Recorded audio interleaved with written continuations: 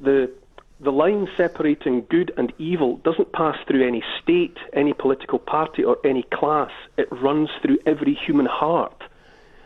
Now that is a vitally, crushingly important point that everyone has to remember.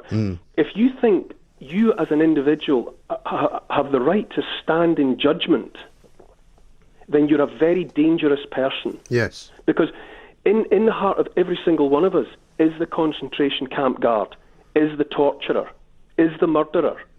That monster is there inside each and every one of us.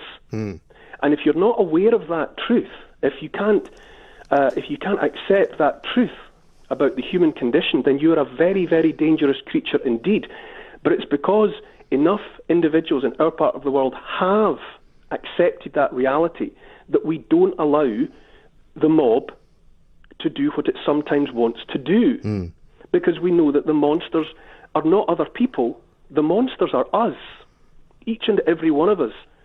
You know, that line between good and evil passes through our hearts. And that's why we have evolved a system after centuries of agony where there is a process and we don't hide things, and things aren't, dirty linen isn't kept out of sight where possible. Things are brought out and discussed, and we consider what people have done, and collectively we make decisions about what should happen next. But well, somebody needs to get a grip of this, and I don't know who that person would be. I'd like to think it should be the Prime Minister. Somebody needs to get a grip of it. Enough is enough.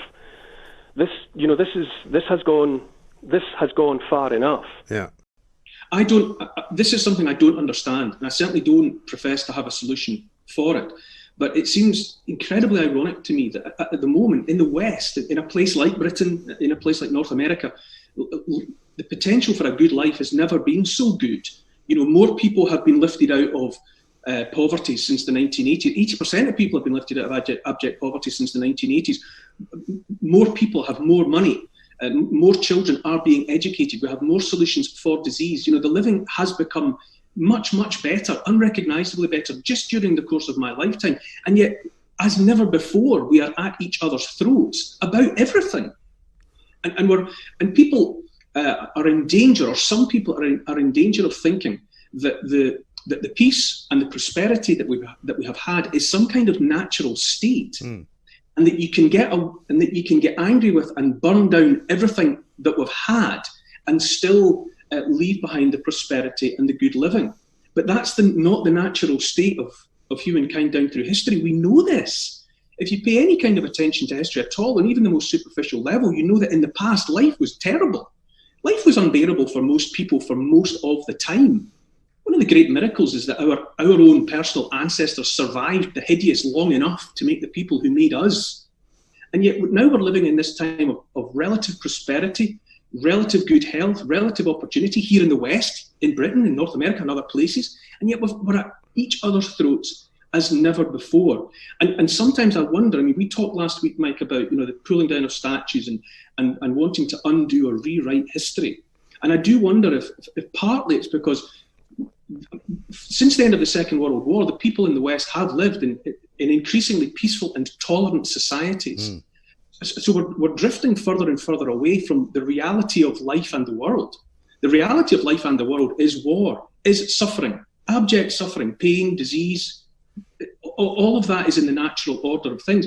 But we've been cocooned for several generations now in a safe and tolerant and liberal world, comparatively speaking. I'm not suggesting for 1 minute that it's perfect.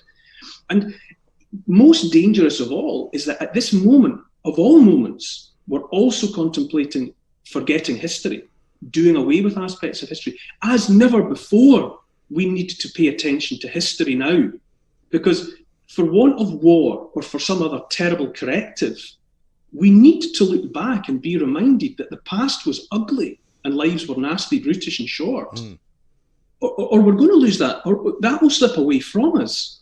These things, this civilization that we have is the most fragile flower that has ever been given life.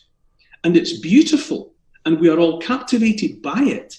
But if we don't look after it, it's gone like that.